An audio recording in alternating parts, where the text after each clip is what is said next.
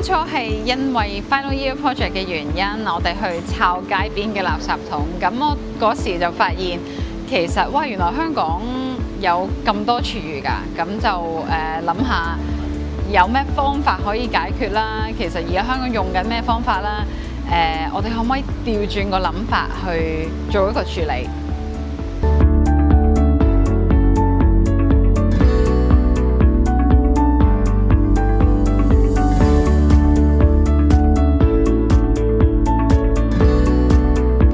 每日我哋都有好多個轉捩點，每一個 decision 都非常之重要，包括好似請人咁樣啦，好似好簡單嘅一個 decision， 但係其實每請一個人年薪都唔少。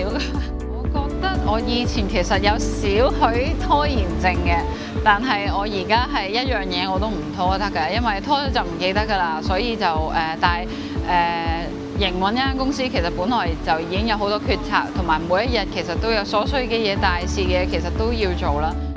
咁同以前嘅心態就唔同啦，因為以前可能真係會好想諗清楚、諗到好通透，我先去行呢件事。